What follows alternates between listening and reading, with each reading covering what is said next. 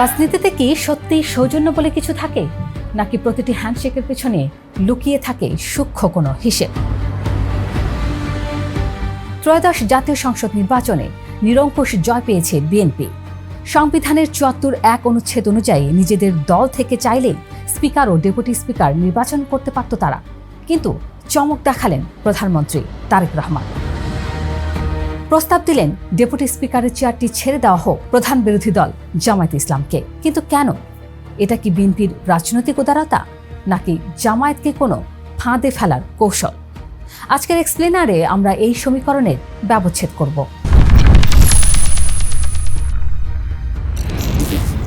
রাজনৈতিক বিশ্লেষকদের মতে বিএনপির এই পদক্ষেপের পিছনে ৩টি বড় উদ্দেশ্য কাজ করছে। প্রথমত, আন্তর্জাতিক ও অভ্যন্তরীণ ইমেজ।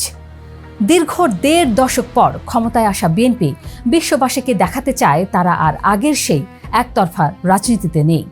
বিরোধী দলকে রাষ্ট্রীয় গুরুত্বপূর্ণ সাংবিধানিক পদে বসিয়ে তারা প্রমাণ করতে চায় যে তারা অন্তর্ভুক্তিমূলক গণতন্ত্রের চর্চা করছে। এটি আন্তর্জাতিক মহলে তারেক রহমানের নেতৃত্বের গ্রহণযোগ্যতা বহু গুণ বাড়িয়ে দিবে। দ্বিতীয়ত, সংসদীয় স্থিতিশীলতা ও চেক অ্যান্ড ব্যালেন্স। সংসদ বর্জনের সংস্কৃতি বাংলাদেশের রাজনীতির এক পুরনো অভিশাপ।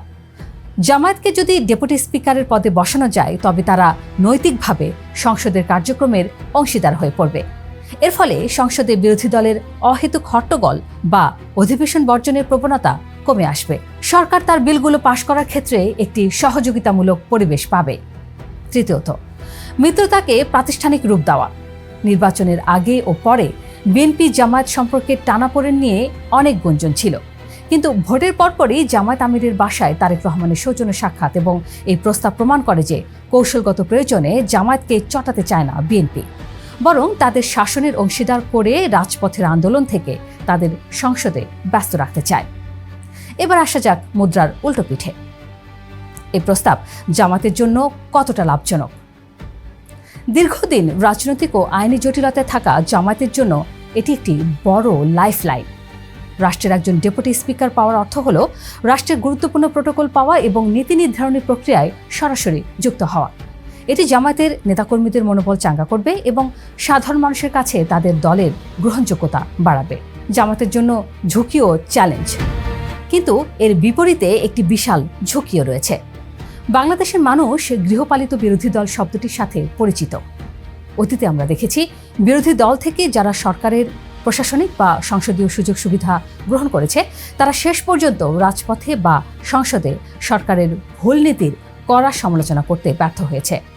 জামায়াত যদি এই পদ গ্রহণ করে তবে তাদের সামনে বড় চ্যালেঞ্জ হবে, তারা কি জনগণের কাছে নিজেদের স্বাধীন বিরোধী দল হিসেবে টিকিয়ে রাখতে পারবে, নাকি সরকারি সুযোগ সুবিধা নিয়ে তারা একটি নরমপন্থী বা আপোষকামী দলে পরিণত হবে। বিরোধী দলের থেকেও সরকারের গুরুত্বপূর্ণ পদ নেওয়া কি তাদের নিরপেক্ষতাকে জনগণের কাঠগড়ায় দাঁড় করাবে না? এটি নিয়ে জামায়াতের ভেতরেও চরম দ্বিধাবিভক্তি থাকার গুঞ্জন শোনা যাচ্ছে। বিনা পয়সায় কেউ কাউকে ১ ইঞ্চি জমিও ছাড়ে না, আর এটা তো রাজনীতির ময়দান। বিএনপি এই পদ ছেড়ে দিয়ে জামায়াতকে একটি সহযোগিতামূলক অবস্থানে নিয়ে আসার চেষ্টা করছে। অন্যদিকে জামায়াত এখনও ভাবছে পদটি নিয়ে তারা কি অংশীদার হবে, নাকি স্রেফ বিরোধী দল হিসেবেই নিজেদের স্বকীয়তা বজায় রাখবে।